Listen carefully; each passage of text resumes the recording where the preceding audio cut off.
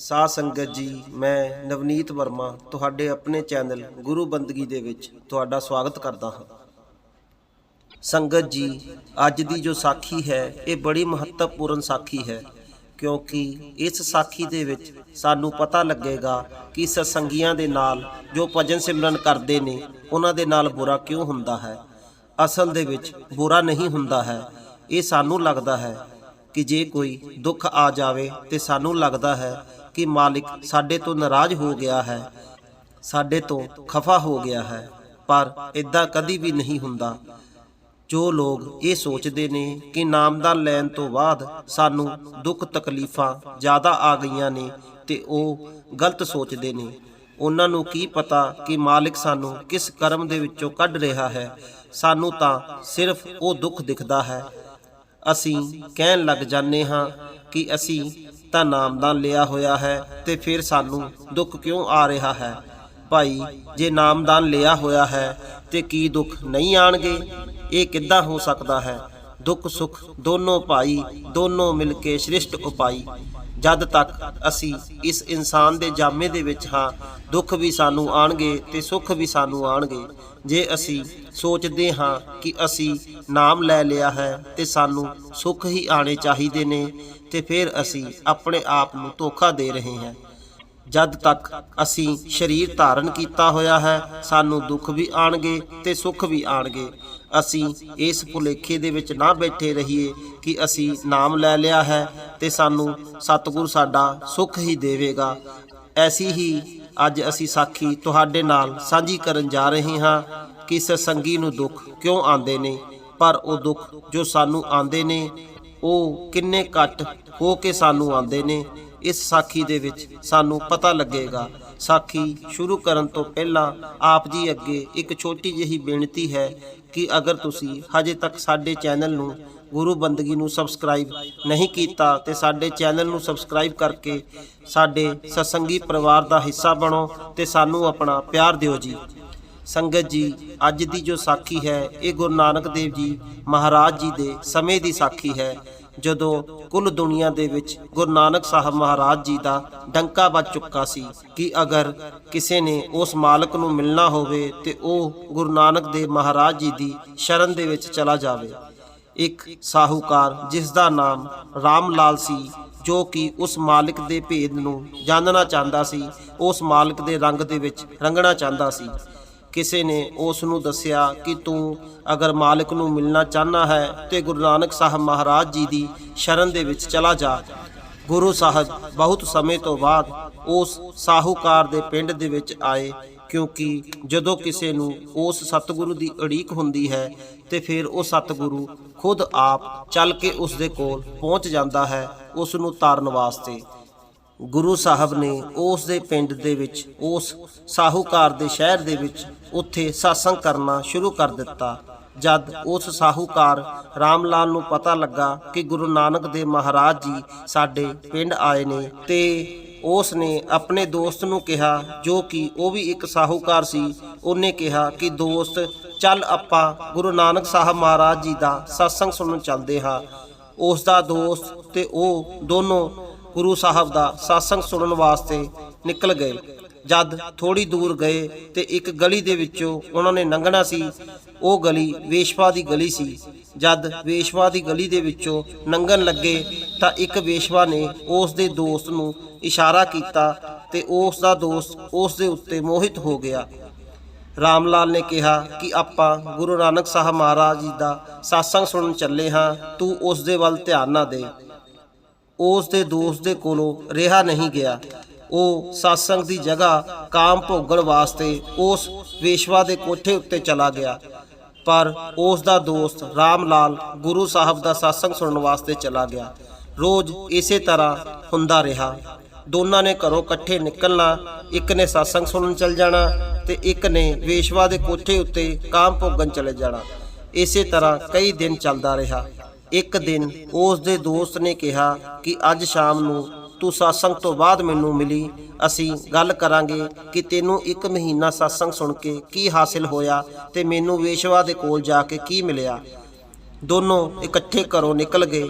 ਜਦ ਉਹ ਵੇਸ਼ਵਾ ਦੇ ਘਰ ਗਿਆ ਤੇ ਵੇਸ਼ਵਾ ਘਰ ਨਹੀਂ ਮਿਲੀ ਤੇ ਉਸ ਦਾ ਦੋਸਤ ਰਾਮ ਲਾਲ ਗੁਰੂ ਸਾਹਿਬ ਦਾ satsang ਸੁਣਨ ਵਾਸਤੇ ਚਲਾ ਗਿਆ। ਉਸ ਦਿਨ ਵੇਸ਼ਵਾ ਦੇ ਨਾ ਮਿਲਣ ਕਰਕੇ ਸ਼ਾਮ ਲਾਲ ਵਾਪਸ ਆ ਗਿਆ ਤੇ ਆਪਣੇ ਦੋਸਤ ਰਾਮ ਲਾਲ ਦੀ ਉਡੀਕ ਕਰਨ ਲੱਗ ਪਿਆ। ਖੈਰ ਉਹ ਬੈਠਾ ਸੀ। ਉਸ ਨੇ ਕੀ ਕੀਤਾ, ਉਸ ਦੇ ਕੋਲ ਇੱਕ ਸੋਟੀ ਪਈ ਸੀ। ਉਹ ਸੋਟੀ ਜ਼ਮੀਨ ਦੇ ਵਿੱਚ ਖੁਰੇਦਣ ਲੱਗ ਗਿਆ। ਖੁਰੇਦਦਾ ਉਸ ਦੀ ਸੋਟੀ ਇੱਕ ਸਖਤ ਚੀਜ਼ ਨਾਲ ਟਕਰਾਈ। ਜਦ ਉਸਨੇ ਹੱਥਾਂ ਦੇ ਨਾਲ ਮਿੱਟੀ ਹਟਾਈ ਤੇ ਉਹ ਕੀ ਦੇਖਦਾ ਹੈ ਕਿ ਇੱਕ ਘੜਾ ਹੈ। ਉਸ ਦੇ ਉੱਪਰ ਇੱਕ ਸੋਨੇ ਦੀ ਮੋਹਰ ਪਈ ਹੈ। ਉਸ ਨੇ ਸੋਚਿਆ ਕਿ ਘੜੇ ਦੇ ਅੰਦਰ ਵੀ ਹੋਰ ਸੋਨੇ ਦੀਆਂ ਮੋਹਰਾਂ ਹੋਣਗੀਆਂ। ਉਸ ਨੇ ਹੱਥਾਂ ਦੇ ਨਾਲ ਮਿੱਟੀ ਹਟਾ ਕੇ ਉਹ ਘੜਾ ਬਾਹਰ ਕੱਢ ਲਿਆ। ਜਦ ਘੜਾ ਉਸ ਨੇ ਉਲਟਾ ਕੀਤਾ ਤੇ ਕੀ ਦੇਖਦਾ ਹੈ ਕਿ ਇੱਕ ਸੋਨੇ ਦੀ ਮੋਹਰ ਸੀ ਔਰ ਬਾਕੀ ਸਾਰੇ ਉਸ ਘੜੇ ਦੇ ਵਿੱਚ ਕੋਲੇ ਸੀ। ਖੈਰ ਮਨ ਦੇ ਵਿੱਚ ਸੋਚਦਾ ਹੈ ਕਿ ਚਲੋ ਇੱਕ ਸੋਨੇ ਦੀ ਮੋਹਰ ਹੀ ਸਹੀ, ਨਾ ਹੋਏ ਨਾਲੋਂ ਤਾਂ ਚੰਗੀ ਹੈ। ਇੰਨੇ ਨੂੰ ਉਸ ਦਾ ਦੋਸਤ ਲੰਘ ਮਾਰਦਾ ਹੋਇਆ ਆਪਣੇ ਦੋਸਤ ਦੇ ਕੋਲ ਪਹੁੰਚਿਆ। ਸ਼ਾਮ ਲਾਲ ਨੇ ਕਿਹਾ ਕਿ ਤੈਨੂੰ ਕੀ ਹੋਇਆ ਜੋ ਲੰਘ ਮਾਰ ਕੇ ਤੁਰਦਾ ਪਿਆ ਹੈ। ਉਸ ਨੇ ਕਿਹਾ ਕਿ ਮੈਂ satsang ਸੁਣ ਕੇ ਆ ਰਿਹਾ ਸੀ ਤੇ ਮੇਰੇ ਰਾਸਤੇ ਦੇ ਵਿੱਚ ਪੈਰ ਦੇ ਵਿੱਚ ਸੂਲ ਖੁੱਭ ਗਈ ਹੈ ਔਰ ਮੇਰਾ ਪੈਰ ਬਹੁਤ ਦਰਦ ਕਰਦਾ ਪਿਆ ਹੈ। ਇਸ ਲਈ ਮੇਰੇ ਕੋ ਪੈਰ ਦੇ ਉੱਤੇ ਭਾਰ ਨਹੀਂ ਦਿੱਤਾ ਜਾ ਰਿਹਾ, ਇਸ ਲਈ ਮੈਂ ਲੰਘ ਮਾਰ ਕੇ ਤੁਰਦਾ ਪਿਆ ਹਾਂ। ਉਸ ਦਾ ਦੋਸਤ ਹੱਸਣ ਲੱਗ ਗਿਆ। ਉਸ ਨੇ ਕਿਹਾ ਕਿ ਤੂੰ satsang ਸੁਣ ਕੇ ਆ ਰਿਹਾ ਸੀ ਤੇ ਤੇਰੇ ਪੈਰ ਦੇ ਵਿੱਚ ਸੂਲ ਖੁੱਭ ਗਈ ਤੇ ਮੈਂ ਰੋਜ਼ ਵੇਸ਼ਵਾ ਦੇ ਕੋਲ ਜਾਂਦਾ ਹਾਂ। ਆਹ ਦੇਖ ਮੈਨੂੰ ਕੀ ਮਿਲਿਆ ਹੈ, ਮੈਨੂੰ ਇੱਕ ਸੋਨੇ ਦੀ ਮੋਹਰ ਮਿਲੀ ਹੈ। ਉਸ ਦੇ ਦੋਸਤ ਨੇ ਕਿਹਾ ਕਿ satsang ਜਾਣ ਦਾ ਤੈਨੂੰ ਕੀ ਫਲ ਮਿਲਿਆ, ਹੁਣ ਤੂੰ ਆਪੇ ਹੀ ਹਿਸਾਬ ਲਗਾ ਲੈ ਤੇ ਮੈਨੂੰ ਕੀ ਫਲ ਮਿਲਿਆ ਹੈ ਇਹ ਵੀ ਤੂੰ ਦੇਖ ਲੈ। ਜਦ ਰਾਮ ਲਾਲ ਨੇ ਆਪਣੇ ਦੋਸਤ ਦੀਆਂ ਗੱਲਾਂ ਸੁਣੀਆਂ ਤੇ ਉਸ ਦੇ ਮਨ ਦੇ ਵਿੱਚ ਬੜਾ ਦੁੱਖ ਹੋਇਆ ਕਿ ਗੱਲ ਤਾਂ ਸਹੀ ਕਹਿ ਰਿਹਾ ਹੈ, ਮੈਨੂੰ ਸੂਲ ਚੁੱਭੀ ਹੈ ਤੇ ਇਸ ਨੂੰ ਸੋਨੇ ਦੀ ਮੋਹਰ ਮਿਲੀ ਹੈ। ਉਹਨੇ ਕਿਹਾ ਕਿ ਇਸ ਗੱਲ ਦਾ ਫੈਸਲਾ ਹੁਣ ਗੁਰੂ ਨਾਨਕ ਸਾਹਿਬ ਮਹਾਰਾਜ ਹੀ ਕਰਨਗੇ। ਉਹ ਅਗਲੇ ਦਿਨ ਦੋਨੋਂ ਗੁਰੂ ਸਾਹਿਬ ਦੇ ਕੋਲ ਪਹੁੰਚ ਗਏ ਔਰ ਸਾਰੀ ਗੱਲ ਦੱਸੀ ਕਿ ਮੇਰੇ ਪੈਰ ਦੇ ਵਿੱਚ ਤਾਂ ਸੂਲ ਖੁੱਭ ਗਈ ਤੇ ਇਸ ਨੂੰ ਸੋਨੇ ਦੀ ਮੋਹਰ ਮਿਲੀ ਹੈ। ਹੁਣ ਤੁਸੀਂ ਆਪ ਹੀ ਦੱਸੋ, ਇਸ ਦਾ ਵੇਸ਼ਵਾ ਦੇ ਕੋਲ ਜਾਣਾ ਸਹੀ ਸੀ ਜਾਂ ਮੇਰਾ satsang ਤੇ ਉੱਤੇ ਆਣਾ। ਗੁਰੂ ਸਾਹਿਬ ਨੇ 2 ਮਿੰਟ ਅੰਤਰ ਧਿਆਨ ਹੋ ਗਏ।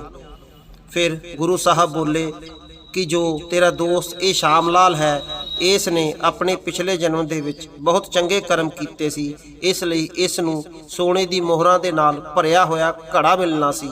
ਪਰ ਇਹ ਵੇਸ਼ਵਾ ਦੇ ਕੋਲ ਜਾਂਦਾ ਰਿਹਾ, ਇਸ ਲਈ ਇਸ ਦੀਆਂ ਸਾਰੀਆਂ ਮੋਹਰਾਂ ਸੋਨੇ ਦੀ ਜਗ੍ਹਾ ਕੋਲੇ ਦੇ ਵਿੱਚ ਬਦਲ ਗਈਆਂ।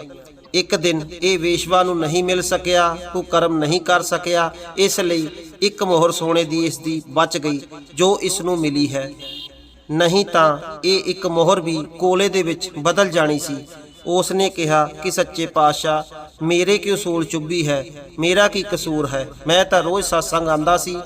ਗੁਰੂ ਨਾਨਕ ਸਾਹਿਬ ਜੀ ਨੇ ਕਿਹਾ ਕਿ ਤੂੰ ਪਿਛਲੇ ਜਨਮ ਦੇ ਵਿੱਚ ਇੱਕ ਬੜਾ ਨਿਰਦਈ ਰਾਜਾ ਸੀ, ਤੇਰੀ ਵਜ੍ਹਾ ਦੇ ਨਾਲ ਕਈ ਨਿਰਦੋਸ਼ ਬੰਦਿਆਂ ਦੀਆਂ ਜਾਨਾਂ ਗਈਆਂ, ਜਿਸ ਕਾਰਨ ਤੈਨੂੰ ਇਸ ਜਨਮ ਦੇ ਵਿੱਚ ਚੌਂਕ ਦੇ ਵਿੱਚ ਫਾਂਸੀ ਦਿੱਤੀ ਜਾਣੀ ਸੀ, ਪਰ ਤੂੰ ਰੋਜ਼ satsang ਦੇ ਵਿੱਚ ਆਂਦਾ ਸੀ, ਇਸ ਲਈ ਤੇਰੀ ਸੂਲੀ ਦੀ ਜਗ੍ਹਾ ਸਿਰਫ ਤੈਨੂੰ ਇੱਕ ਸੂਲ ਚੁੱਭੀ ਹੈ, ਨਹੀਂ ਤਾਂ ਤੈਨੂੰ ਫਾਂਸੀ ਦੀ ਸਜ਼ਾ ਹੋਣੀ ਸੀ। ਪਰ satsang ਆਣ ਕਰਕੇ ਤੇਰੀ ਫਾਂਸੀ ਦੀ ਸਜ਼ਾ ਮਾਫ ਹੋ ਗਈ ਹੈ। ਸੰਗਤ ਜੀ, ਇਸੇ ਲਈ ਕਹਿੰਦੇ ਨੇ ਕਿ ਗੁਰੂ ਸੂਲੀ ਦੀ ਸੂਲ ਬਣਾ ਦਿੰਦਾ ਹੈ। ਬਾਣੀ ਵਿੱਚ ਵੀ ਆਇਆ ਹੈ, ਆਦ ਕੜੀ ਸੇ ਆਦੀ ਗੜੀ, ਆਦੀ ਸੇ ਵੀ ਆਦ, ਭੀਖਾ ਸੰਗਤ ਸਾਧ ਕੀ ਕਟੇ ਕੋਟ ਅਪਰਾਧ।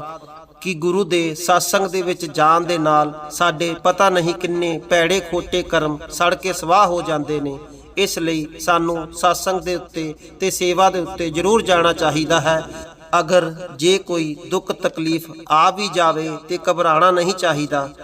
ਅਸੀਂ ਕੀ ਜਾਣਦੇ ਹਾਂ ਕਿ ਜੋ ਸਾਨੂੰ ਦੁੱਖ ਮਿਲਿਆ ਹੈ ਇਹ ਕਿੰਨਾ ਸਾਨੂੰ ਘੱਟ ਹੋ ਕੇ ਮਿਲਿਆ ਹੈ। ਸਾਨੂੰ ਤਾਂ ਇਹ ਸੋਚਣਾ ਚਾਹੀਦਾ ਹੈ ਕਿ ਇਹ ਦੁੱਖ ਸਾਡੇ ਗੁਰੂ ਵੱਲੋਂ ਹੋ ਕੇ ਆਇਆ ਹੈ। ਅਸੀਂ ਉਸ ਦੁੱਖ ਨੂੰ ਭਾਣਾ ਸਮਝ ਕੇ ਸਵੀਕਾਰ ਕਰਨਾ ਹੈ। ਰੋਲਾ ਨਹੀਂ ਪਾਣ ਲੱਗ ਜਾਣਾ ਚਾਹੀਦਾ ਕਿ ਮੈਨੂੰ ਉਸ ਮਾਲਕ ਨੇ ਬਿਨਾਂ ਗੱਲੋਂ ਦੁੱਖ ਦਿੱਤਾ ਹੈ। ਅਸੀਂ ਉਸ ਮਾਲਕ ਦੀਆਂ ਖੇਡਾਂ ਨੂੰ ਕੀ ਜਾਣ ਸਕਦੇ ਹਾਂ, ਉਸ ਦੀਆਂ ਤੇ ਉਹੀ ਜਾਣ ਸਕਦਾ ਹੈ। ਉਹ ਸੰਪੂਰਨ ਹੈ, ਉਹ ਅਕਾਲ ਪੁਰਖ ਹੈ, ਉਹ ਸਮਰੱਥ ਹੈ, ਉਹ ਬਿਹਤਰ ਜਾਣਦਾ ਹੈ ਸਾਨੂੰ ਕੀ ਚਾਹੀਦਾ ਹੈ ਤੇ ਕੀ ਨਹੀਂ ਚਾਹੀਦਾ ਹੈ, ਸਾਨੂੰ ਉਸਨੇ ਕੀ ਦੇਣਾ ਹੈ ਤੇ ਕੀ ਨਹੀਂ ਦੇਣਾ ਹੈ। ਇਸ ਲਈ ਅਸੀਂ ਘਬਰਾਣਾ ਨਹੀਂ ਹੈ। ਸਾਡਾ ਸਤਿਗੁਰੂ, ਸਾਡਾ ਮਾਲਿਕ, ਸਾਡਾ ਗੁਰੂ ਸਾਡੇ ਨਾਲ ਹੈ। ਸਾਡੀ ਉਹ ਹਰ ਪਲ ਉਹ ਸੰਭਾਲ ਕਰਦਾ ਹੈ। ਬਸ ਅਸੀਂ ਜੋ ਵਾਅਦਾ ਸਤਿਗੁਰੂ ਨਾਲ ਕਰਕੇ ਆਏ ਹਾਂ ਕਿ ਭਜਨ ਸਿਮਰਨ ਨੂੰ ਪੂਰਾ ਵਕਤ ਦੇਵਾਂਗੇ, ਉਸ ਨੂੰ ਨਿਭਾਉਣਾ ਹੈ। ਬਾਕੀ ਉਸ ਮਾਲਿਕ ਦੇ ਉੱਤੇ ਛੱਡ ਦੇਣਾ ਹੈ। ਜੋ ਕਰੇਗਾ ਉਹ ਸਭ ਠੀਕ ਕਰੇਗਾ। ਸੋ ਸਾਧ ਸੰਗਤ ਜੀ, ਹੁਣ ਅਸੀਂ ਤੁਹਾਡੇ ਤੋਂ ਇਜਾਜ਼ਤ ਚਾਹੁੰਦੇ ਹਾਂ। ਅਗਰ ਤੁਸੀਂ ਸਾਖੀਆਂ ਸੁਣਨਾ ਪਸੰਦ ਕਰਦੇ ਹੋ ਤੇ ਸਾਡੇ ਚੈਨਲ ਨੂੰ ਸਬਸਕ੍ਰਾਈਬ ਕਰਕੇ ਸਾਨੂੰ ਆਪਣਾ ਪਿਆਰ ਦਿਓ। ਫਿਰ ਮਿਲਾਂਗੇ ਇੱਕ ਨਵੀਂ ਸਾਖੀ ਦੇ ਨਾਲ।